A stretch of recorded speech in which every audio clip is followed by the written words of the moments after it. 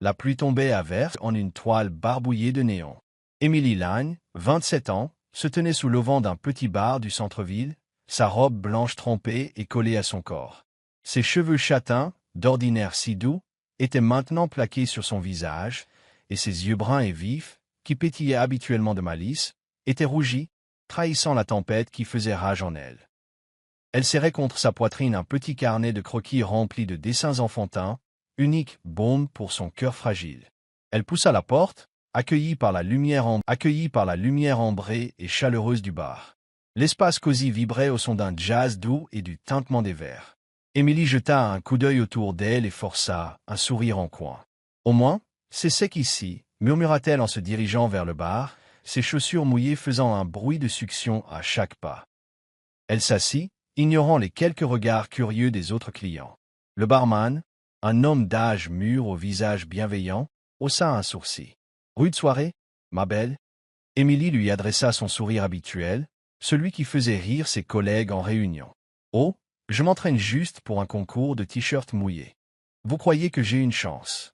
Le barman gloussa et lui fit glisser un verre de whisky. Elle buvait rarement, mais ce soir était une exception. La chaleur de l'alcool rivalisait avec la douleur dans sa poitrine, et elle l'accueillit.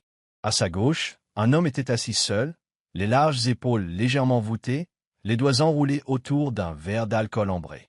Il se démarquait d'une manière qui semblait presque injuste. Des traits ciselés, des cheveux noirs plaqués en arrière et des yeux qui renfermaient 1000 histoires inédites. Son costume coûteux semblait déplacé dans l'intimité du bar, mais il ne paraissait pas s'en soucier. Émilie le regarda, les lèvres esquissant une courbe. « On dirait que vous venez de perdre le monde entier, » dit-elle, d'un ton plus léger qu'elle ne se sentait. « Ou peut-être juste votre portefeuille. » Il se tourna lentement, son regard s'ancrant dans le sien. Un gris d'orage, vif, sans joie, mais étrangement sincère. « On dirait que vous vous forcez trop à sourire, » répondit-il, sa voix basse, presque un murmure. « Vous n'êtes pas obligé. » Émilie se figea, ses doigts se resserrant sur son verre. Les mots la tranchèrent comme une lame douce, non pas cruelle, mais douloureusement juste. À cet instant, le masque qu'elle portait, cachant la blessure de l'abandon et la nuit qui l'avait brisée, glissa. Elle cligna des yeux, forçant un sourire tremblant. « Waouh !» droit à la jugulaire. « Vous êtes toujours comme ça avec les étrangers. » Il ne sourit pas, mais quelque chose dans son regard s'adoucit. Seulement avec les gens qui ont l'air de fuir. Elle prit une autre gorgée de whisky. Cette fois, la brûlure fut moins intense. « Vous n'avez pas tort, » admit-elle, la voix plus basse. « Mais fuir est plus facile que d'affronter, n'est-ce pas ?» Elle ne savait pas pourquoi elle parlait à cet homme qui irradiait une tempête d'hiver. Peut-être était-ce le whisky. Peut-être était-ce la façon dont il la regardait, sans pitié, sans jugement, comme s'il comprenait. « Je m'appelle Émilie, » dit-elle en lui tendant la main, son sourire maintenant un peu plus vrai. Optimiste de profession, catastrophe par hobby. Il hésita, puis prit sa main. Sa poigne était ferme, chaude, malgré l'air froid qui l'entourait. « Eden, » dit-il, sans nom de famille, sans explication. Elle remarqua que ses doigts s'attardèrent sur les siens une seconde de trop, et son cœur rata un battement. Ils parlèrent, ou plutôt, Émilie parla, et Eden écouta. Elle parla de son travail dans les relations publiques, de son don pour faire rire les clients, de son rêve de publier des livres pour enfants. Elle ne mentionna pas la douleur qui l'avait amenée ici, mais chaque blague, chaque rire était un bouclier. Eden parlait peu, mais ses yeux ne la quittaient jamais, et quand il parlait, chaque mot semblait soigneusement choisi. « Vous dessinez ?» demanda-t-il en désignant le carnet de croquis sur le comptoir. Elle haussa les épaules, l'ouvrant pour révéler une page remplie d'étoiles et de personnages excentriques. Ça m'aide à penser, ou à ne pas penser, ça dépend des jours. Ses doigts effleurèrent l'esquisse d'une étoile, son sourire s'estompant. Le chef-d'œuvre de ce soir. Il se pencha, étudiant le dessin. C'est magnifique, dit-il, sans sarcasme, juste de l'honnêteté. Vous êtes vraiment talentueuse. Ses joues s'empourprèrent. Elle dissimula sa gêne avec une autre gorgée de whisky. Attention, Aiden. Des compliments comme ça pourrait me faire croire que vous êtes humain. Il ne rit pas, mais le coin de sa bouche tressaillit, la chose la plus proche d'un sourire qu'elle ait vue. La nuit passa dans un flou de chaleur et d'alcool. Émilie perdit le compte des verres qu'elle avait bu, mais la douleur dans sa poitrine s'était apaisée, remplacée par une chaleur téméraire. Elle se pencha plus près d'Éden, murmurant. « Avez-vous déjà eu envie de tout oublier, juste pour une nuit ?» Ses yeux s'assombrirent, non pas de colère, mais d'une profondeur qui reflétait son propre désespoir. « Chaque jour, dit-il, si bas qu'elle faillit ne pas l'entendre. Elle ne sut qui bougea le premier. Peut-être elle, peut-être lui, mais soudain sa main toucha la sienne. Sa main était sur sa taille, et l'espace entre disparut. « Juste ce soir, murmura-t-elle, les lèvres à un souffle des siennes, aidez-moi à oublier. » Il ne répondit pas avec des mots. Il se leva, l'entraîna avec lui, et ils quittèrent le bar, la pluie tombant toujours dehors. Son appartement n'était qu'à un court trajet en taxi, un espace moderne aussi froid et élégant que l'homme lui-même. Mais dans la faible lumière de la chambre, avec les lumières de la ville qui fuitaient à travers les fenêtres, rien ne semblait froid dans la façon dont il la touchait, féroce mais tendre, comme deux âmes brisées cherchant du réconfort. Émilie s'agrippa à lui, son rire disparut, remplacé par une intensité brute qui l'effrayait et la guérissait à la fois. Le lendemain matin, elle se réveilla dans un lit vide. La lumière du soleil entrait à flot par la fenêtre, éclairant une carte de visite sur la table. Eden Cross, PDG, Cross Corporation. Émilie la fixa, un sourire amer se dessinant sur ses lèvres. Un PDG, hein? Eh bien, au moins, j'ai choisi un étranger de qualité. Elle attrapa son carnet de croquis et remarqua une serviette en papier à côté, le dessin de l'étoile qu'elle avait laissé au bar. Il l'avait gardé. Elle s'habilla rapidement, ses doigts effleurant la carte de visite avant de la glisser dans sa poche. En sortant, la ville était encore humide de la pluie. Serrant son carnet de croquis, elle murmura, « Une nuit pour oublier. Maintenant, je dois y faire face. » Hier était vraiment le pire jour de sa vie. Le lustre scintillait au-dessus de la grande salle du restaurant, où des tables recouvertes de soie blanche étaient disposées avec un soin méticuleux et où les verres à vin brillaient sous les lumières dorées. Les rires et les conversations se mêlaient aux douces notes d'un violon, créant l'ambiance parfaite pour une soirée mémorable. Emily Lang se tenait au centre de l'attention, son élégante robe blanche moulant sa petite silhouette, ses cheveux châtains tombant en vagues. Son sourire radieux, celui qui la rendait si appréciée de ses collègues et de ses clients, illuminait la pièce. « Merci à tous d'être venus » lança-t-elle en levant son verre. « Ce soir, tout est question d'amour, alors buvons comme si c'était le cas. » Les invités rirent et applaudirent, personne ne remarquant que son cœur battait la chamade, à la fois de nervosité et de joie. C'était sa fête de fiançailles avec Mark, son petit ami depuis 5 ans. Mark, avec son sourire facile et ses yeux chaleureux, avait toujours été son roc, ou du moins c'est ce qu'elle croyait. Émilie le regarda de l'autre côté de la pièce alors qu'il discutait avec des amis communs. Elle lui fit un clin d'œil, il lui sourit en retour, mais il y avait quelque chose de fugace dans ses yeux, une légère esquive qu'elle ne parvint pas tout à fait à saisir. Elle se tourna vers ses invités, retrouvant son charme habituel. « Saviez-vous que Mark a choisi ce restaurant parce qu'il a dit que la nourriture était meilleure que son amour pour moi ?» Elle haussa les épaules avec un drame exagéré, faisant rire la foule, mais au fond d'elle, un petit vide la rongeait. Mark agissait étrangement ces derniers temps. Moins de textos, moins de « je t'aime ». Elle se dit que c'était juste le stress, que ce soir dissiperait tous les doutes. Elle portait son carnet de croquis dans son sac à main, une habitude depuis l'enfance, lorsque les petits dessins étaient sa façon de faire face à l'abandon. Des étoiles, des lapins, des ciels colorés, son évasion lorsque le monde semblait trop lourd. « Tiens bon jusqu'à ce soir, » se murmura-t-elle. « Tout ira bien. » Mais tout n'allait pas bien. Alors que la nuit avançait et que les invités devenaient éméchés, Émilie remarqua que Mark et Lisa, sa meilleure amie de l'université, avaient disparu. Souriant à un invité, elle s'excusa et partit, le cœur battant. Elle les trouva dans un coin tranquille du couloir, près du jardin. Mark se penchait, ses lèvres sur celles de Lisa, ses mains autour d'elle comme il tenait Émilie autrefois. Le temps s'arrêta. Émilie resta figée, son verre de vin tremblant dans sa main. Son sourire éclatant s'effaça. « Mark » sa voix se brisa, à peine audible. Il sursauta, se tourna, la panique dans les yeux. Lisa baissa les yeux mais ne quitta pas ses bras. « Emily, yeah. » balbutia Mark, puis il prit une profonde inspiration comme pour se décider. « Je suis désolé, j'aime Lisa. J'ai essayé, mais je ne peux plus me mentir à moi-même. » Ces mots la frappèrent comme une lame, froid et impitoyable. Émilie sentit le monde basculer, mais elle resta droite, les lèvres se crispant en un sourire déformé. « Eh bien, » dit-elle, la voix tremblante, essayant de rester spirituelle. Au moins, la fête avait de la bonne nourriture, non?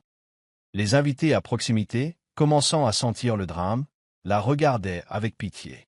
Lisa murmura quelque chose, mais Émilie n'entendit pas. Elle se retourna et s'éloigna rapidement, ne voulant laisser personne la voir s'effondrer. La pluie commença à tomber, froide et trempant sa robe. Emily Marcus Sands, but Sarant's son carnet de croquis. Elle pensa à son enfance, au jour où sa mère était partie sans un mot, à son père disparaissant avec la promesse de revenir. « Pourquoi ne suis-je jamais assez ?» murmura-t-elle, ses larmes se mêlant à la pluie. Elle s'arrêta dans un petit parc, ouvrit le carnet, les mains tremblantes, dessina une image, une fille sous la pluie, les yeux tristes, fixant un ciel sans étoiles. Chaque trait la coupait profondément, mais l'empêchait de sombrer complètement. Elle ne savait pas jusqu'où elle avait marché, seulement que ses pieds l'avaient menée à un petit bar aux lumières jaunes et chaleureuses qui l'invitait à entrer. Elle se tint sous l'auvent, trempée, regardant à travers la vitre. « Juste un verre, se dit-elle, et tout ira bien. » Mais au fond, elle savait qu'aucune boisson ne pourrait jamais effacer le sentiment de ne pas être aimable. Elle poussa la porte, ignorant que ce choix allait tout changer. Le bar, avec son jazz doux et son atmosphère cosy, était l'endroit où elle allait rencontrer Aidan Cross, l'homme qui allait lui briser le cœur, et d'une manière ou d'une autre, le ramener à la vie. Vous regardez Soul Stories, où chaque récit murmure l'amour, la guérison et l'espoir. Cette histoire est une œuvre de fiction, créée pour inspirer, divertir et partager des messages significatifs sur le pouvoir de l'amour et des secondes chances. N'oubliez pas de vous abonner et de faire partie de notre voyage. Pour l'instant, restez avec nous. L'histoire ne fait que commencer. Les lumières de la scène brillaient intensément sur Emily Lagne alors qu'elle se tenait dans la grande salle de bal de l'hôtel 5 étoiles, sa voix claire résonnant à travers le microphone. Sa robe vert émeraude moulait sa petite silhouette, et ses cheveux châtains étaient rassemblés en une queue de cheval haute, révélant un sourire radieux, le même qu'elle avait répété devant le miroir toute la semaine pour cacher les fissures à l'intérieur. Aujourd'hui, elle présentait son projet de livre pour enfants, longuement chéri, afin de collecter des fonds pour les enfants défavorisés. Chaque illustration raconte une histoire, dit-elle en montrant à l'écran un lapin qui danse sous un ciel étoilé. Et chaque histoire est un moyen de montrer à ses enfants qu'ils comptent. Le public applaudit, mais le cœur d'Émilie battait la chamade, non seulement à cause de la pression, mais aussi à cause du souvenir d'une nuit pluvieuse il y a 3 semaines, la nuit où elle avait rencontré Aidan Cross, l'homme aux yeux gris d'orage. Elle essaya de chasser son image, ses yeux perçants empreints de tristesse, cette voix basse qui l'avait à la fois effrayée et réconfortée. Aidan Cross, PDG de Cross Corp, la carte de visite était toujours dans son portefeuille, mais elle n'avait jamais osé le contacter. Ce n'était qu'une nuit, se disait-elle chaque jour, même si son cœur refusait de le croire. Dans son carnet de croquis, où elle capturait ses sentiments, il y avait maintenant un nouveau dessin, une étoile brillante à côté de la lune, une façon de préserver ce moment fugace. La présentation se termina par de chaleureux applaudissements. Sarah, une collègue proche, lui tapota l'épaule. « Tu as été incroyable, Émilie. Le sponsor principal veut te rencontrer. » Émilie ajusta sa robe, afficha un grand sourire et suivit Sarah vers la zone de réception. Mais quand elle vit l'homme qui se tenait là, costume noir sur mesure, cheveux sombres plaqués en arrière et ses yeux froids inimitables, elle se figea. Aidan Cross. Son cœur rata un battement. Il la vit aussi, une lueur de chaleur dans ses yeux avant que la glace ne revienne. « Miss Lagne, » dit-il, sa voix basse et formelle, comme s'ils ne s'étaient jamais rencontrés dans des circonstances bien plus intimes. Émilie força un sourire éclatant, masquant sa nervosité. « PDG, vous me devez un café pour avoir disparu comme ça, » plaisanta-t-elle, sa voix légère mais empreinte de défi. Quelques personnes à proximité gloussèrent, ignorant l'électricité qui crépitait entre eux. Aidan haussa un sourcil, le coin de sa bouche tressaillant en un rare quasi-sourire. « Un café, c'est facile, » dit-il, « mais je pense que vous méritez plus que ça. » Ces mots firent rougir ses joues, mais elle reprit rapidement contenance. « Attention, M. Cross, des compliments comme ça pourraient me faire espérer plus. » Elle fit un clin d'œil, faisant éclater de rire Sarah. Ils furent invités dans une petite salle de réunion pour discuter du parrainage. Aidan, en tant que sponsor principal de l'événement, était assis en face d'Emily, tenant un dossier. Elle présenta à nouveau son projet, la voix passionnée, les mains animées alors qu'elle parlait des enfants qui bénéficieraient de ses livres. Je veux qu'ils ressentent de la joie, qu'ils rêvent, comme je le faisais quand j'étais petite, dit-elle, les yeux brillants. Aidan ne dit rien, mais son regard ne la quitta pas, attiré non seulement par son sourire ou la façon dont ses cheveux châtains lui rappelaient quelqu'un de son passé, mais par son énergie et sa créativité. Quand elle eut fini, il hocha la tête. « Je financerai la totalité des coûts de publication, » dit-il calmement. « Ce projet en vaut la peine. » Emily était stupéfaite. « Vraiment, vous ne plaisantez pas. » Elle éclata de rire, mais à l'intérieur, elle se demandait, fait-il cela pour le projet ou pour moi? Elle le remercia, à moitié en plaisantant. Eh bien, vous êtes un sacré chevalier servant. Attention, je pourrais vous dessiner en super-héros dans mon livre. Après la réunion, Aidan l'invita de manière inattendue à dîner. Pour discuter plus en détail du projet, dit-il, mais ses yeux racontaient une autre histoire. Emily accepta, bien qu'elle sût qu'elle s'aventurait en terrain dangereux. Ils dînèrent dans un petit restaurant, la lueur des bougies vacillant sur la table, l'odeur des herbes italiennes dans l'air. Emily partagea de nouvelles idées pour ses livres, le taquinant en disant qu'elle dessinerait un lapin en costume comme Aidan. « Ça aura l'air cool, croyez-moi, » dit-elle en lui faisant un clin d'œil. Aidan ne rit pas, mais son regard s'adoucit, et il répondit « Je vous fais confiance. » Simple, mais sincère, et cela lui réchauffa le cœur. Après cela, Aidan commença à la rechercher plus souvent. Un soir, il l'emmena voir une comédie, son choix, même s'il ne semblait pas du genre à apprécier la comédie. Elle rit si fort qu'elle s'appuya parfois sur lui, mais il resta assis tranquillement, les yeux rivés sur l'écran. Une autre nuit, ils prirent une bouchée tardive dans un restaurant de rue, où Emily ne cessait de faire des blagues jusqu'à ce que le personnel leur rappelle que c'était l'heure de la fermeture. Ils passaient du temps ensemble, assez pour qu'Emily sente une connexion qu'elle n'osait pas nommer, mais Aidan ne lui tenait jamais la main en public. Il ne dit jamais rien qui ressemble à « je t'aime ». Un après-midi, ils s'assirent sur un banc de parc, regardant les gens passer. Comme d'habitude, Emily le taquina. « Vous savez, je parie que vous aimez secrètement les films à l'eau de rose. Avouez-le, aime le PDG. » Aidan la regarda, quelque chose de tendre vacillant dans ses yeux. « Vous en savez plus sur moi que vous ne le pensez ?» dit-il à voix basse. Mais quand elle demanda « Alors, que savez-vous de moi ?» Il resta simplement silencieux, le regard lointain. Emily sourit faiblement, cachant la piqûre. « D'accord. Je suppose que je suis juste un livre d'images facile à lire, hein ?» Cette nuit-là, de retour dans son petit appartement, Emily s'assit sur son lit avec son carnet de croquis ouvert. Elle dessina une étoile brillante à côté d'une lune pâle, voilée de nuages. « Qui êtes-vous » murmura-t-elle en regardant la carte de visite d'Aidan sur la table. « Et pourquoi continuez-vous à jouer avec mon cœur ?» Ce qu'elle ne savait pas, c'est qu'à l'intérieur du portefeuille d'Aidan, le croquis de l'étoile sur la serviette de leur première nuit restait, gardé en sécurité comme un secret qu'ils n'étaient pas prêts à partager. Leur relation, bien que remplie de moments de proximité, n'avait toujours pas de nom. Et Emily commençait à se demander « Que veut-il vraiment de moi ?» La lumière chaude et dorée du petit café se déversait sur le visage d'Emily Lange alors qu'elle était assise en face d'Aidan Cross. La table rustique en bois entre eux était encombrée de gobelets en papier vide et d'une assiette de pâtisserie presque terminée, dont Emily avait mangé la plupart. Elle était au milieu d'une histoire drôle sur la façon dont elle avait un jour fait tomber son téléphone dans un bol de soupe lors d'une fête d'entreprise. Alors j'ai dit, eh bien, au moins maintenant la soupe a des fonctions d'appel. Elle rit, ses yeux bruns pétillants, ses cheveux ébouriffés tombant sur ses épaules.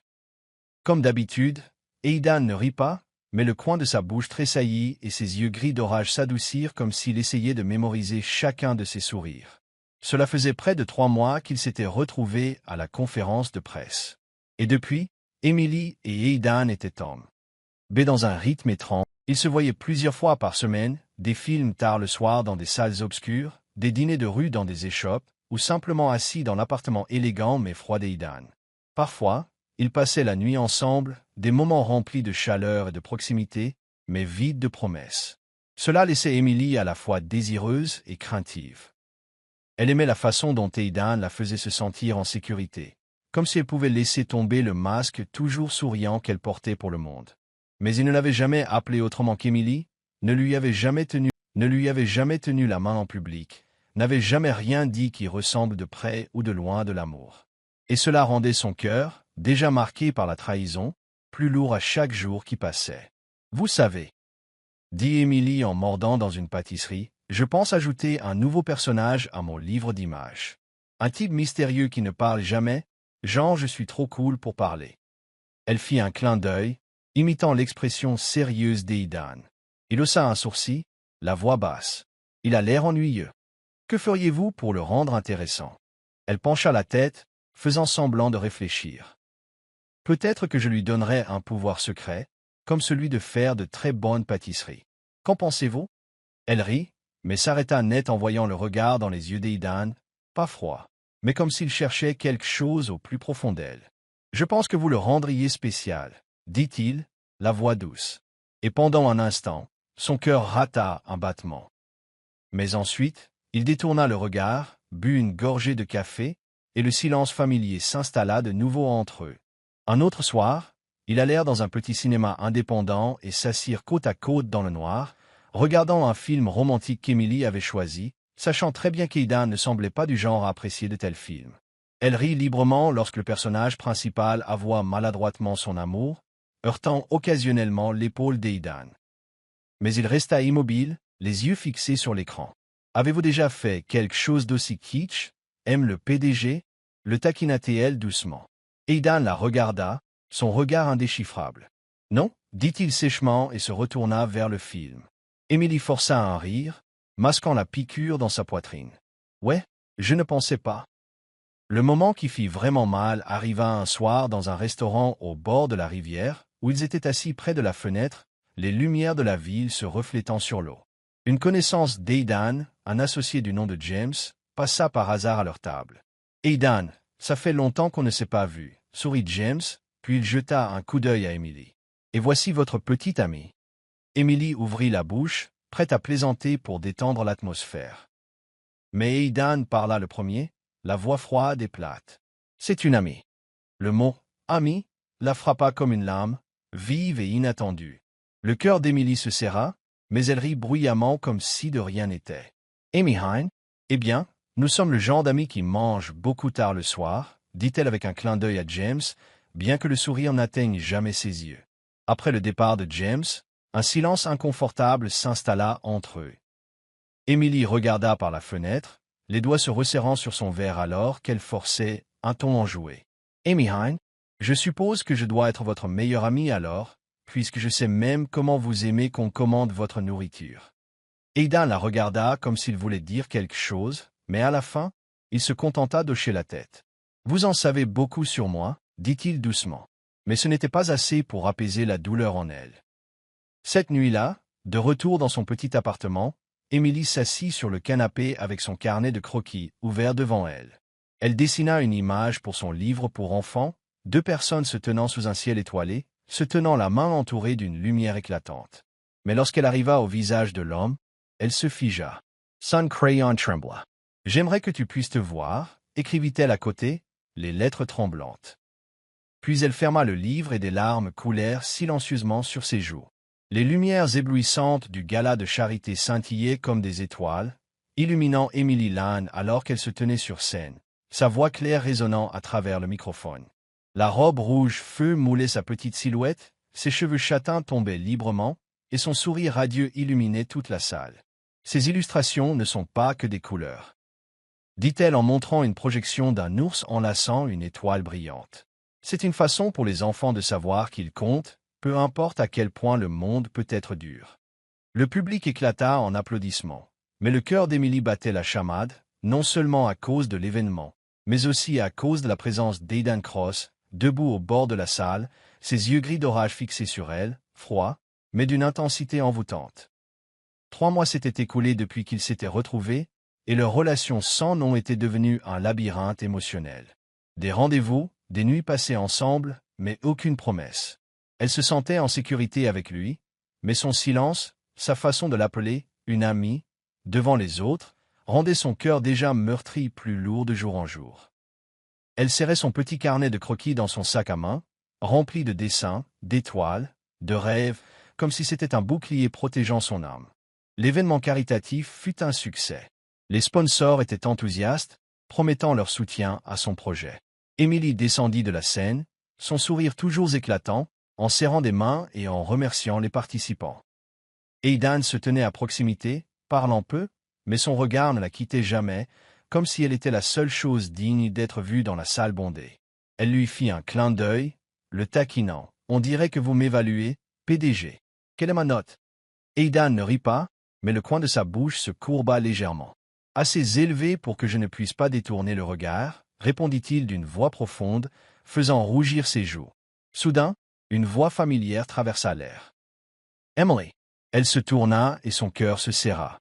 Mark, son ex-fiancé, se tenait là dans un costume gris, les yeux remplis de regret, mêlés de détermination. La foule autour d'eux sembla disparaître, remplacée par le souvenir de leur fiançailles rompues, la nuit où Mark avait avoué qu'il aimait Lisa. « Je dois te parler, » dit Mark d'un ton pressant, en se rapprochant. « J'ai fait une erreur. Je te veux de nouveau, Emily. Je t'aime. » Ces mots la frappèrent comme un coup de poing, rouvrant la blessure qu'elle avait essayé d'enterrer. Emily cligna des yeux, son sourire éblouissant s'estompant, ses doigts se resserrant sur son carnet de croquis. Elle sentit Aidan se rapprocher, sa respiration lourde, assez proche pour qu'elle puisse entendre les battements de son cœur. Elle se tourna vers Mark, forçant un ton taquin familier, mais sa voix tremblait. « Se remettre ensemble ? Eh bien, tu sais vraiment comment faire une scène, Mark. » Mais son sourire était tordu, incapable de masquer la blessure. Mark n'y céda pas. Il s'avança et lui prit la main. « Je suis sérieux, » dit-il, la voix basse, les yeux fixés sur les siens. « J'ai réalisé que je ne peux pas vivre sans toi. Lisa était une erreur. Tu es tout, Emily. » Les mots la frappèrent comme un vent froid, déchirant la fragile guérison pour laquelle elle s'était battue.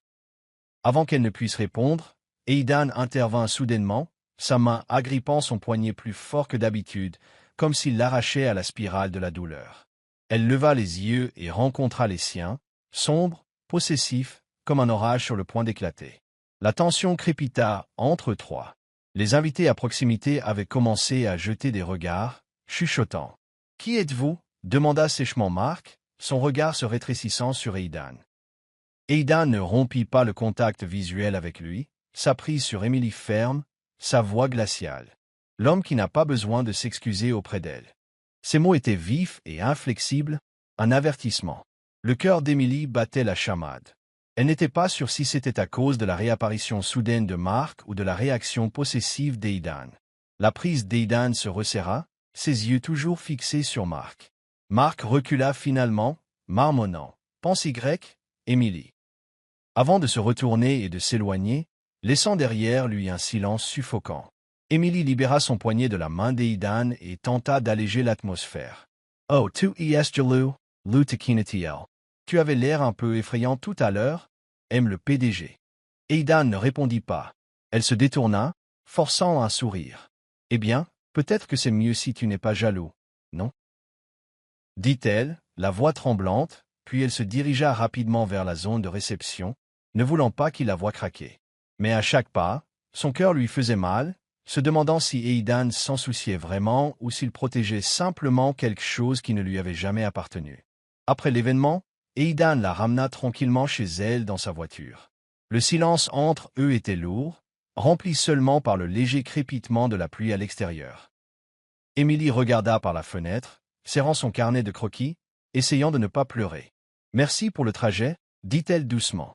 Aidan hocha la tête mais ne dit rien, ses yeux lointains comme s'il était enfermé dans une bataille avec lui-même. Elle voulait crier. « Que ressens-tu? Pourquoi ne dis-tu rien ?» Mais elle resta silencieuse, craignant que la réponse ne brise le fragile espoir qui vacillait encore en elle. Quand elle entra dans son appartement, Aidan resta dans la voiture, seul. Il ouvrit son portefeuille et sortit le croquis de l'étoile sur la serviette qu'Emily avait laissée cette première nuit. Il traça les lignes avec son doigt et murmura. « Pourquoi ne puis-je pas simplement le dire ?» La peur de la perte, la douleur de son passé se resserrèrent autour de sa poitrine, volant les mots que son cœur criait. Dans son petit appartement, Émilie s'assit sur son lit, son carnet de croquis ouvert devant elle. Elle dessina une nouvelle image, une étoile solitaire dans un ciel sombre, pas de lune, pas d'autre lumière. « Que suis-je pour lui » murmura-t-elle, la voix brisée. Des larmes tombèrent, brouillant les lignes. Elle ferma le livre et le serra contre sa poitrine, son cœur se sentant comme cette étoile perdue, désespérée d'être vue, mais incertaine si Aidan la verrait jamais vraiment. Vous suivez toujours l'histoire? Si cette histoire vous a trouvé en dehors de Soul Stories, nous vous invitons chez vous, là où chaque conte touchant commence avec vérité, espoir et cœur. Le soleil de fin d'après-midi filtrait à travers la fenêtre du petit bureau d'Émilie Lange, projetant une lumière dorée sur les piles de paperasse en désordre et les croquis épars pour son projet de livre pour enfants. Son petit carnet de croquis, son compagnon de toujours, trônait fièrement sur le bureau, rempli d'étoiles scintillantes et de petits lapins idiots, comme s'il murmurait « Peu importe à quel point la vie est dure, il y a toujours de la place pour des rêves idiots. » Bien que les cicatrices laissées par l'abandon de ses parents n'aient jamais complètement guéri, Émilie avait gardé l'habitude de dessiner pour repousser la tristesse, ou du moins faire semblant d'aller bien. Aujourd'hui, un email du fonds de charité a failli lui faire renverser son café. L'intégralité des coûts de publication de son livre avait été couverte par un sponsor anonyme, plus un don substantiel pour étendre le projet à des dizaines d'autres enfants défavorisés. Émilie serra son crayon, le cœur battant comme si elle venait de courir un marathon. « Ok, qui a mis le paquet comme ça » marmonna-t-elle, les yeux brillants. Elle n'avait pas besoin d'être Sherlock pour le deviner. Il n'y avait qu'une seule personne assez riche et mystérieuse pour la rendre complètement folle. Aidan Cross, le PDG aux yeux gris d'orage qui semblait pouvoir dévorer le monde. 3 mois depuis qu'ils s'étaient retrouvés, et sa relation avec Aidan restait un labyrinthe, passionnant et exaspérant. Depuis cette nuit dramatique au gala de charité, lorsque son ex, Mark, s'était montré et qu'Aidan lui avait saisi la main comme s'il était prêt à arracher la tête de quelqu'un, les émotions d'Émilie étaient emmêlées au-delà de toute réparation. Aidan avait regardé Mark comme pour dire « un faux mouvement, et je te lance en orbite », mais n'avait jamais dit un mot sur ce qu'il ressentait. Ce mot, « ami », restait comme une épine dans sa poitrine, lui faisant se demander si elle n'était qu'un remplacement bon marché pour une femme de son passé. Émilie décida qu'il était temps de régler ses comptes avec Aidan. Elle se rendit directement à CrossCorp, un gratte-ciel de verre scintillant comme s'il appartenait à un film de science-fiction. Le bureau d'Aidan était au dernier étage, aussi grand qu'un terrain de football et à peu près aussi chaleureux qu'un congélateur. Il se tenait derrière son bureau dans un costume noir sur mesure, l'air surpris, presque coupable quand elle entra. « Émilie, » dit-il, la voix basse, se levant brusquement comme s'il avait été surpris en train de voler des biscuits. « Que faites-vous ici » Émilie croisa les bras, affichant un sourire triomphant. « Chevalier servant secret, hein, PDG » le taquina-t-elle. « Financer mon projet, jeter de l'argent dans des fonds de charité comme des confettis. Ne me dites pas qu'une fée marraine est tombée du ciel. » Elle le pointa du doigt comme si elle animait un sketch comique. « Merci, Aidan, sérieusement. Mais soyons réalistes, pourquoi avez-vous mis autant le paquet ?» Aidan se tut, son regard lointain, comme s'il calculait mentalement une voie de fuite.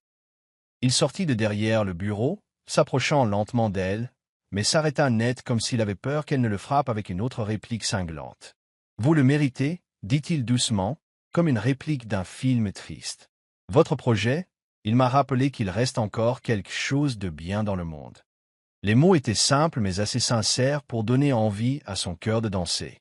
Elle pencha la tête, souriant narquoisement. « Attention, M.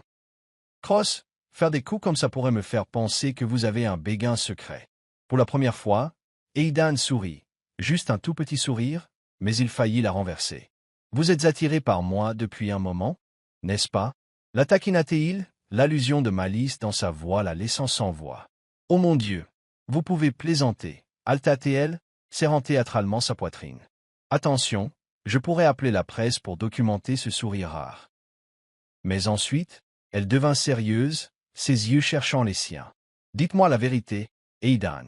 Pourquoi tout ce silence? Je pensais que j'étais juste, vous savez, une amie avec qui vous dînez parfois. » Aidan se détourna, regardant par la fenêtre. Ses yeux s'assombrirent comme un ciel avant un orage.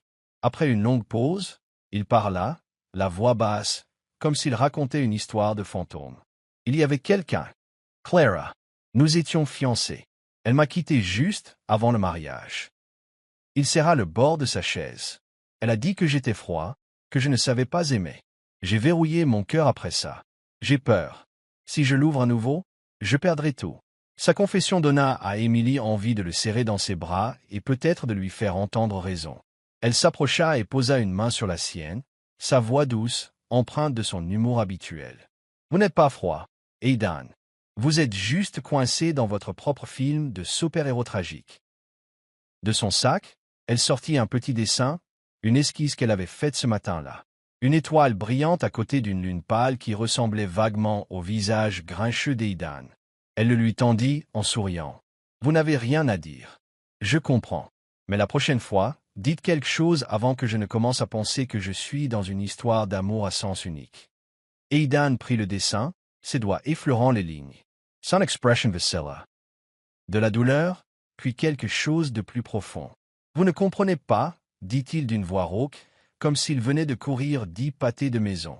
Vous me donnez envie d'essayer à nouveau, mais je suis un désastre à ce jeu. » Emily éclata de rire, bien qu'une partie de son cœur tremblât. Elle voulait croire qu'il l'aimait, mais le nom de Clara planait toujours comme un fantôme dans la pièce. Elle quitta son bureau avec un grand sourire. Bien que son cœur soit un enchevêtrement de sentiments. « Merci, chevalier en armure Armani, » lança-t-elle en sortant, lui faisant un clin d'œil par-dessus son épaule. « Mais la prochaine fois, dites quelque chose avant que je n'écrive tout un roman d'amour sur vous. » Aidan la regarda partir, son expression complexe, tendre, frustrée, et peut-être un peu comme s'il avait envie de frapper un mur. Seul dans son bureau, Aidan fixa le dessin de l'étoile et de la lune. Il ouvrit son portefeuille et le glissa soigneusement à côté du croquis de l'étoile sur la serviette, celui qu'Emily avait laissé cette toute première nuit. « Ai-je le courage de la garder ?» marmonna-t-il. « Ou partira-t-elle, comme Clara ?» Sa voix était dure, presque en colère contre lui-même. Seule la peur et la petite étincelle d'espoir qu'Emily avait glissée dans sa poitrine restaient. De retour dans son appartement, Emily s'assit sur le canapé, son carnet de croquis ouvert devant elle.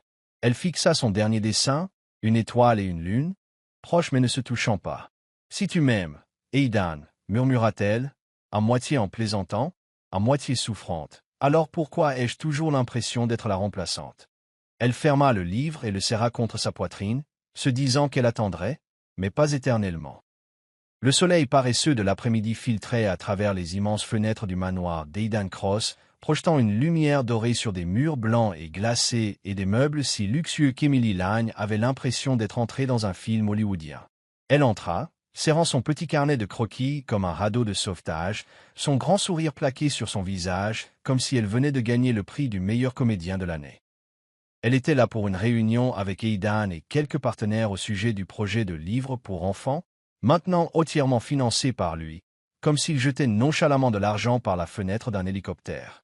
Le manoir était un labyrinthe de sols en marbre étincelant et de peintures abstraites qui ressemblaient à des copies géantes de gribouillages d'enfants. « Si je laisse tomber un crayon ici, » plaisanta Emily à l'un des partenaires, « nous aurions probablement besoin d'une équipe complète de Sherlock Holmes pour le retrouver. » L'homme gloussa et Emily se fit un clin d'œil. « Toujours la star du spectacle, ma fille. » Aidan se tenait dans un coin, ses yeux gris d'orage la suivant, le coin de sa bouche tressaillant comme s'il voulait sourire mais était trop têtu pour l'admettre. « Vous le trouveriez, dit-il de cette voix profonde qui faisait dans un petit disque. 3 mois et demi depuis leur reconnexion et leur relation indéfinie ressemblait toujours à un puzzle. Sans le couvercle de la boîte. Après le drame à l'événement caritatif, quand Mark s'était montré et qu'Aidan lui avait agrippé le poignet comme s'il allait le casser, Emily avait pensé « Oh, cet homme pourrait en fait avoir de vrais sentiments. » Puis vint la confession sur Clara, la femme qu'il avait quittée juste avant le mariage, ce qui fit croire à Emily qu'il pouvait aimer à nouveau. Mais la façon dont il l'appelait seulement Emily et restait silencieux comme un personnage de fond dans un film muet, lui faisait craindre qu'elle ne soit qu'une version d'occasion de Clara. La réunion se déroula sans accroc. Emily présenta ses nouveaux croquis avec passion, comme si elle racontait des contes de fées. « Voici notre lapin super-héros, » dit-elle en montrant l'écran et en faisant un clin d'œil à Aidan. « Pas de costume comme quelqu'un que je connais, mais toujours assez cool. » Aidan ne rit pas, mais son regard ne la quitta jamais, comme si elle était la seule chose dans la pièce digne d'être regardée. Après le départ des partenaires, il lui demanda de rester pour revoir quelques détails. Emily Hausa un sourcil, Taquine.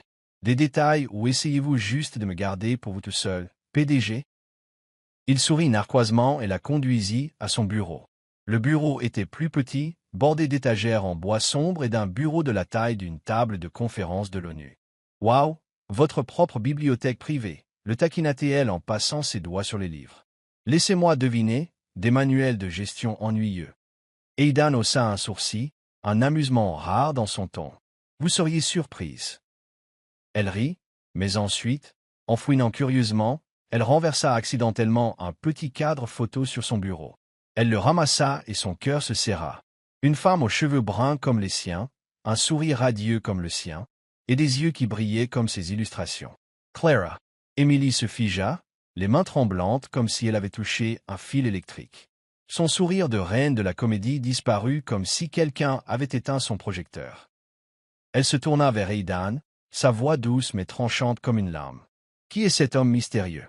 Aidan regarda la photo, ses yeux s'assombrissant comme un nuage d'orage. « Clara, dit-il, la voix rauque. Mon ex-fiancé ?» Émilie posa le cadre, essayant de garder sa voix calme alors que son cœur criait. « Elle me ressemble, hein? Comme si j'étais une contrefaçon que vous avez trouvée dans un marché aux puces. » Elle laissa échapper un rire creux, le genre qui se brise au lieu de guérir. Aidan ne répondit pas. Il évita son regard, et ce silence, il piqua comme une gifle. Émilie sortit son téléphone, ses doigts défilant rapidement comme un hacker. En quelques minutes, elle trouva tout. Clara avait quitté Aidan juste avant leur mariage, poussée par la pression de sa famille froide et puissante et sa propre distance émotionnelle. Mais ce qui donna envie à Émilie de crier, ce n'était pas l'histoire. C'était la ressemblance troublante, cheveux, sourire, même la façon dont elle penchait la tête en riant. « Oh mon Dieu !» murmura-t-elle, à moitié en plaisantant, à moitié brisée. « Je suis Clara 2.0, n'est-ce pas ?» La pièce tourna. Pas de jalousie, pas de colère. Quelque chose de plus profond. De la douleur parce qu'Aidan ne l'aimait pas. Il aimait l'ombre de Clara dans sa peau. « Je ne suis que son ombre, n'est-ce pas ?» demanda-t-elle, la voix tremblante, les yeux cerclés de rouge. Aidan ouvrit la bouche, mais aucun mot ne sortit, comme s'il était vraiment coincé dans un film muet. Émilie eut un rire amer.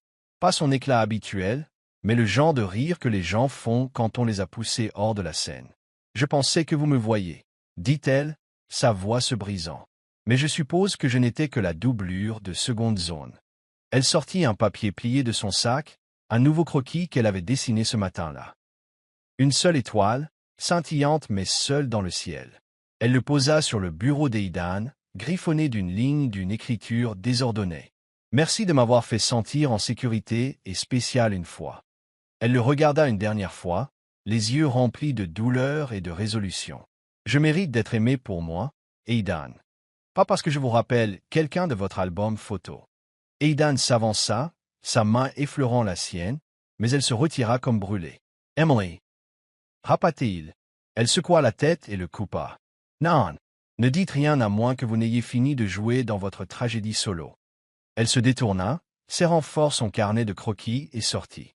Sortie du bureau, sortie du manoir, sortie de son monde de luxe clinquant qui semblait toujours si froid. Chaque pas faisait un mal de chien, mais chacun était aussi une déclaration. « Je ne suis l'ombre de personne. » Dehors, le coucher de soleil flamboyait derrière elle comme une fanfare, mais Émilie ne voyait que du gris. Elle serra son carnet de croquis en murmurant « Je ne peux pas continuer à vivre comme un personnage secondaire dans le film de quelqu'un d'autre. » Des larmes roulèrent sur ses joues, mais elle sourit à travers elles. « Au moins, marmonna-t-elle, je suis toujours la star de ma propre histoire. » De retour dans le bureau, Aidan resta figé, tenant le deuxième croquis d'étoile. Les mots d'Émilie le frappèrent comme une gifle, mais ils furent aussi un signal d'alarme. Il ouvrit son portefeuille et plaça le nouveau dessin à côté du premier croquis d'étoile qu'elle avait fait sur une serviette cette toute première nuit. « Ce n'est pas Clara, » murmura-t-il, la voix rauque de regret, mais il n'avait aucune idée de comment le prouver. Ni à elle, ni même à lui-même. La douce lueur jaune de la lampe de bureau bon marché dans le petit appartement d'Emily Lagne éclairait des murs jonchés d'ébauches de croquis et de photos des enfants qu'elle avait aidés grâce à son projet de livre d'images. Le petit espace avec son canapé usé et sa bibliothèque affaissée était le seul endroit où elle se sentait elle-même. Pas besoin du sourire radieux de reine de la scène pour cacher la blessure. Mais ce soir, son cœur était lourd, comme si quelqu'un lui avait attaché un poids à la poitrine et lui avait ensuite demandé de respirer. Elle se tenait devant le miroir, répétant ses adieux à Aidan Cross, chuchotant « Pas de larmes, sois cool, sois dramatique comme une finale de K-drama en bonne et due forme. » Il s'était écoulé 3 jours depuis qu'elle avait trouvé la photo de Clara dans le bureau d'Aidan, la brune avec le même sourire, la même douce lueur dans les yeux. La confession d'Aidan sur Clara, la femme qu'il avait quittée avant leur mariage, avait autrefois fait croire à Emily qu'il pouvait aimer à nouveau. Mais cette photo, son silence douloureux, et la façon dont il ne l'appelait que « ami » avaient brisé cet espoir comme un vase de cristal tombé. Elle lui envoya un texto court et sec comme un collecteur de dettes. « Viens chez moi, il faut qu'on parle. » Quand la sonnette retentit, elle prit une profonde inspiration et afficha un sourire qui criait « Je vais bien », même si son cœur saignait. Aidan entra, vêtu d'un costume noir impeccable, comme s'il sortait du mégala. Ses yeux gris d'orage étaient remplis d'inquiétude, bien qu'il essayât de maintenir son calme stoïque habituel. « Émilie, dit-il d'une voix basse, tu vas bien ?» Émilie croisa les bras, souriant narquoisement, se tenant juste assez loin pour éviter d'attraper la maladie qu'il avait appelée répression émotionnelle. « Bien, s'il te plaît, je suis une optimiste certifiée. Tu te souviens? Je devrais le faire imprimer sur un t-shirt. » Elle eut un petit rire, puis inspira profondément et le regarda droit dans les yeux comme si elle montait sur scène. « Aidan, tu ne m'as jamais dit que tu m'aimais, jamais tenu la main en public sauf cette fois où tu as failli me la casser devant Marc, jamais appelé autrement qu'ami. Et maintenant, après avoir vu la photo de Clara, je comprends, je ne suis que son ombre, une contrefaçon d'un rayon de déstockage, n'est-ce pas? » Aidan ouvrit la bouche, mais Emily leva une main comme un réalisateur criant « Coupez. Ne dis rien, laisse-moi finir ma scène. » Sa voix resta calme, mais elle tremblait comme si elle chantait un karaoké sur une ballade de rupture. « J'ai passé toute ma vie à essayer de prouver que je suis digne d'amour. Depuis que mes parents m'ont quitté, j'ai souri et plaisanté juste pour empêcher les gens de voir que je m'effondrais. Avec toi, je pensais que je pouvais enfin laisser tomber le masque, être juste Emily Lagne, la conteuse gribouilleuse d'étoiles avec de mauvais jeux de mots. Mais je me suis trompé, je n'étais que la doublure de Clara. Ses yeux étaient rouges, mais elle se tenait droite, refusant d'être l'héroïne tragique. Si l'amour ne vient pas avec le respect, à quoi bon, Aidan? Je mérite d'être aimé pour qui je suis, pas parce que je ressemble à ton ancien béguin. » Aidan s'avança, la main effleurant son épaule, ses yeux remplis de regret, comme si elle venait de lui jeter un dictionnaire à la figure. « Émilie, tu n'es pas elle, dit-il, la voix rauque. Tu es. » Mais il s'arrêta, les mots coincés comme un embouteillage aux heures de pointe dans sa gorge. Émilie eut un rire amer et recula, serrant sa poitrine dans une douleur feinte. « Oh, comme c'est romantique. Tu ne peux pas le dire, n'est-ce pas? Bon, laisse-moi terminer le spectacle. On baisse le rideau ici. » Elle attrapa le carnet de croquis sur la table, celui rempli d'illustrations de leur histoire. L'étoile brillante de cette première nuit, celle qui dérivait après Marc, et l'étoile solitaire d'il y a quelques jours à peine. Elle le fourra dans les mains d'Aidan, la voix étranglée, mais toujours taquine. « C'est notre histoire d'amour, réalisateur Cross. Considérez-le comme votre cadeau de départ, édition collector. » Elle se tourna, ouvrit la porte, et finalement les larmes vinrent alors qu'elle chuchotait. « Je ne peux pas continuer à être l'ombre de quelqu'un, Aidan. Je suis le personnage principal, pas une figurante. » Aidan agrippa le carnet de croquis comme une bouée de sauvetage, ses yeux hébétés comme s'il venait d'être expulsé de sa propre planète. « Émilie, attends, » répétait-il, presque en train de craquer, mais elle secoua la tête, la main levée comme un agent de la circulation. « Stop! Quand tu apprendras à aimer quelqu'un pour qui il est, appelle-moi, mais je n'attends pas le deuxième acte. » Elle sortit, claquant la porte derrière elle. Chaque pas lui semblait un coup de poing dans sa propre poitrine, mais aussi une déclaration.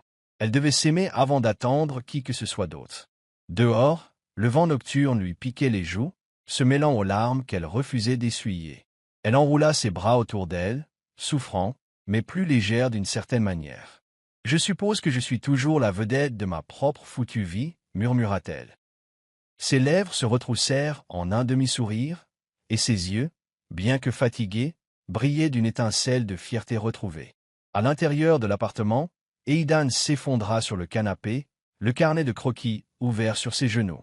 Il tourna chaque page comme si elle le découpait. L'étoile de la première nuit, 2 silhouettes sous le ciel, l'étoile solitaire après Marc. Chaque trait était un morceau du cœur d'Émilie, et c'est alors qu'il réalisa qu'il l'aimait profondément. Non pas parce qu'elle ressemblait à Clara, mais parce qu'elle était Émilie, la femme dont le sourire lui donnait envie de rire, dont les blagues perçaient son armure, dont les rêves étaient assez brillants pour éclairer ses ténèbres. Mais il la laissait partir, enchaînée par la peur que Clara avait laissée derrière elle. Ses doigts se posèrent sur la dernière page, une étoile et une lune, proches mais ne se touchant jamais. En dessous, j'aimerais que tu puisses te voir. Son cœur se tordit, ses yeux gris d'orage remplis de remords. Je t'ai vu, murmura-t-il en tenant le carnet de croquis comme s'il allait disparaître. Puis il se leva, le regard d'acier de résolution. Je ne la perdrai pas encore. Des lumières dorées baignaient la salle d'exposition, où les illustrations pour enfants d'Émilie Lagne étaient accrochées au mur, chacune une histoire colorée d'étoiles, de lapins et de rêves qui ne s'estompent jamais. Émilie se tenait au centre de la foule, vêtue d'une simple robe bleue, ses cheveux châtains tombant librement sur ses épaules. Son sourire radieux masquait une fatigue tranquille. Cette exposition était le résultat de mois de travail acharné, parrainé par Aidan Cross. C'était aussi sa première apparition publique depuis qu'elle avait quitté son appartement, laissant derrière elle son carnet de croquis et ses adieux. La douleur de la découverte de la photo de Clara persistait, mais Émilie avait appris à s'aimer à nouveau. Même si son cœur lui faisait encore mal à la pensée d'Aidan, la salle bourdonnait de gens admirant les œuvres d'art, écoutant Émilie parler. « Ces dessins sont pour les enfants, » dit-elle, la voix claire mais sincère, pour leur rappeler que quoi qu'il arrive, ils sont toujours des étoiles brillantes. Des applaudissements suivirent, mais ses yeux scrutaient la foule, cherchant instinctivement un visage familier. Elle se disait qu'elle avait perdu espoir, mais son cœur n'était pas d'accord. Dans un coin de la pièce, Aidan Cross se tenait silencieusement dans un costume noir impeccable, ses yeux gris d'orage fixés sur elle. Il avait lu le carnet de croquis d'Émilie des dizaines de fois depuis la nuit où elle était partie, chaque page racontant leur histoire, l'étoile de la première nuit, celle qui dérivait après Marc, les croquis solitaires, le silence douloureux. Son message, « J'aimerais que tu puisses te voir », l'avait transpercé comme une lame. Ce n'est qu'à ce moment-là qu'il réalisa que la peur de la perte, de Clara, l'avait empêché de faire face à la vérité. Il aimait Émilie, non pas parce qu'elle ressemblait à quelqu'un d'autre, mais parce qu'elle était Émilie l'âme avec son sourire radieux, son esprit vif et un cœur qui n'abandonnait jamais. Quand la présentation d'Émilie se termina, elle descendit de la scène pour remercier les sponsors. Elle riait avec un groupe d'enfants, dont l'un lui demanda si elle pouvait dessiner un super-héros lorsque le microphone crépita. Elle se tourna et son cœur faillit s'arrêter. Aidan montait sur scène, les yeux sérieux, remplis de détermination. La foule se tut, curieuse de cet homme aux yeux froids dans un costume impeccable. « J'aimerais dire quelques mots, » commença Aidan, sa voix profonde et stable. « Je ne suis pas doué pour parler d'émotion, mais aujourd'hui, je dois essayer. » Il regarda droit vers Émilie, son regard chaleureux, pour la première fois sans retenue. « Émilie Lagne n'est pas seulement une artiste douée, c'est la femme qui a changé ma vie. C'est la femme que j'aime, non pas parce qu'elle ressemble à quelqu'un d'autre, mais parce qu'elle est Émilie Lagne. » La salle devint silencieuse, puis éclata en applaudissements. Émilie resta figée, les yeux grands ouverts, ses mains agrippant sa robe. L'éclat habituel de son sourire fut remplacé par une incrédulité silencieuse. Aidan descendit de la scène, marchant vers elle, sans jamais rompre le contact visuel. « J'avais tort, » dit-il, la voix rauque, juste assez fort pour qu'elle l'entende. « Je t'ai vue, Émilie, je t'ai toujours vue. » Émilie cligna des yeux, des larmes scintillant mais ne tombant pas. Puis elle sourit, vraiment sourit.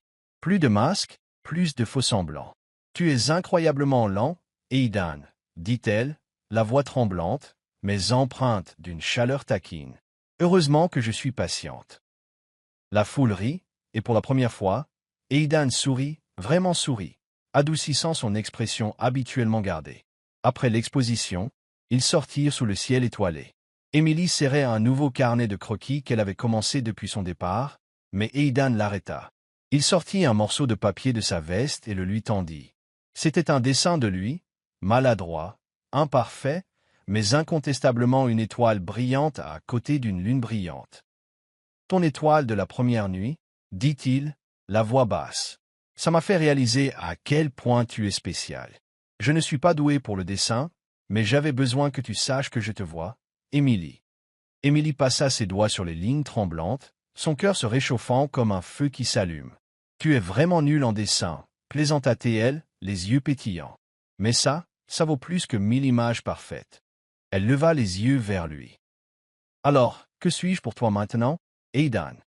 Il lui prit la main, sans hésitation cette fois, sans se soucier de qui voyait. « Tu es tout ?» dit-il, la voix stable. Émilie sourit du plus vrai sourire de sa vie. Pour la première fois, elle se sentit vue, se sentit aimée pour qui elle était. Pas une ombre, pas un substitut, mais Émilie l'ange avec ses étoiles, ses rêves, son cœur grand ouvert. Il se tenait sous les étoiles, les mains entrelacées, le ciel scintillant au-dessus d'eux comme pour bénir leur moment de guérison. Émilie savait que la route à venir ne serait pas facile, mais pour la première fois, elle croyait qu'il pourrait reconstruire la confiance, pas à pas. Elle pencha la tête, le taquinant à nouveau. « Tu es vraiment lent, mais heureusement pour toi, je suis patiente. » Aidan ne répondit pas, il serra simplement sa main plus fort, et le rare sourire sur son visage était sa promesse silencieuse. Il ne la laisserait pas partir, pas cette fois. Vous regardez Soul Stories, une exclusivité de notre chaîne. Si vous êtes toujours avec nous, laissez un commentaire, nous les lisons et les chérissons tous. Abonnez-vous pour soutenir plus d'histoires originales et touchantes. Merci de faire partie de la famille Soul Stories. Une douce lumière dorée filtrait à travers les arbres, projetant une lueur chaleureuse sur le jardin débordant d'hortensias et de marguerites blanches, où Émilie Lange se tenait dans une robe de mariée d'un blanc immaculé. Ses cheveux châtains flottaient librement, ornés de fleurs délicates, et son sourire radieux brillait aussi fort que les étoiles qu'elle dessinait autrefois. Pas le genre de sourire qui masque la douleur, mais celui qui venait d'une femme qui savait qu'elle était aimée, vue et chérie pour exactement qui elle était.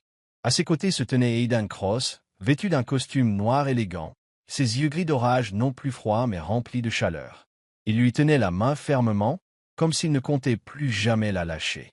Un an s'était écoulé depuis l'exposition d'art pour enfants, où Aidan était monté sur scène pour déclarer son amour. Depuis, ils avaient partagé non seulement la joie, mais aussi les défis. Ils sont sortis ensemble ouvertement, ont passé d'innombrables heures à parler sous les étoiles, partageant leurs vieilles peurs et leurs rêves futurs. Aidan a appris à s'ouvrir, lui racontant les jours où il s'était enfermé après le départ de Clara. Émilie a parlé d'une enfance marquée par l'abandon et de la façon dont elle utilisait les illustrations pour enfants pour retrouver la lumière. Des promenades en bord de mer au petit café, ils ont reconstruit la confiance brique par brique, pas à pas. Aujourd'hui, dans ce jardin fleuri entouré d'amis et de proches, ils ont échangé leurs vœux. Emily regarda Aidan. À voix claire et sincère. Aidan Cross. Mais j'aime la façon dont tu as appris à m'aimer. Des rires parcoururent la foule, et pour la première fois en public, Aidan sourit, un sourire éclatant et sans retenue. Tu es mon étoile, Émilie Lang, répondit-il, la voix profonde mais stable, et je passerai ma vie à te faire briller. Des applaudissements éclatèrent, se mêlant à la brise qui bruissait dans les fleurs. Après la cérémonie, ils lancèrent ensemble un livre pour enfants, L'étoile et la lune, inspiré de leur propre histoire. La couverture, dessinée par Émilie, représentait une étoile scintillante et une lune brillante, leur lumière se fondant sous le ciel nocturne. Lors du lancement, Émilie se tenait sur scène à côté d'Aidan, son ton enjoué. J'ai failli le dessiner en ours grincheux, mais à la fin, il a mérité son statut de lune. Aidan secoua la tête avec un doux sourire, puis se pencha et murmura « Tu es toujours l'étoile ». Plus tard, alors que la célébration du mariage commençait, Émilie entraîna Aidan à l'écart dans un coin tranquille du jardin, où des guirlandes lumineuses pendaient comme leur propre ciel privé. Elle plongea la main dans sa poche et lui tendit un morceau de papier. C'était son dernier dessin, 2 étoiles brillant côte à côte, pas de lune, pas de distance. En dessous, elle avait griffonné. « Maintenant, nous brillons ensemble, d'accord. Aidan passa ses doigts sur le croquis, l'émotion scintillant dans ses yeux. « Tu sais toujours comment me faire dire les choses que j'ai peur de dire, » dit-il, la voix étranglée par l'émotion. Emily pencha la tête, taquine. « Eh bien, Monsieur Cross, j'ai attendu longtemps que vous me fassiez un dessin. » Elle faisait référence au croquis maladroit mais sincère de l'étoile et de la lune qu'il lui avait donné le soir de l'exposition. Aidan lui prit la main et l'attira à lui. « Je ne suis peut-être pas doué pour le dessin, » murmura-t-il, « mais je suis vraiment doué pour t'aimer. » Et pour la première fois, Emily réalisa que ces mots n'avaient pas besoin d'une image pour les prouver. Ils se tenaient sous le ciel étoilé, main dans la main, l'univers les regardant. De cette nuit fatidique dans un bar, à travers les chagrins d'amour et la guérison, ils étaient arrivés ici, s'aimant l'un l'autre, non pas comme des ombres du passé, mais comme des âmes entières, imparfaites et lumineuses. Émilie le regarda, son sourire n'étant plus un masque, mais une lueur venant du plus profond d'elle-même. « Nous avons parcouru un long chemin, n'est-ce pas ?» murmura-t-elle. Aidan serra sa main, les yeux doux mais fermes. « Et je marcherai le reste du chemin avec toi. » répondit-il. Émilie rit doucement, appuyant sa tête contre son épaule. « Attention, aime le PDG, c'est dangereusement romantique, mais j'aime ça. » Ils se tenaient là, parmi les fleurs et les lumières douces, sachant que leur amour n'était pas seulement de la passion. C'était de la croissance, de la confiance et la promesse de continuer à être là l'un pour l'autre. L'étoile et la lune devinrent un cadeau pour les enfants du monde entier, mais pour Emily et Aidan, c'était un témoignage de leur voyage. Emily n'était plus la fille qui souriait pour cacher ses blessures, et Aidan n'était plus l'homme qui fermait son cœur à clé. Ils s'étaient trouvés, non pas comme des ombres, mais comme deux étoiles brillant côte à côte.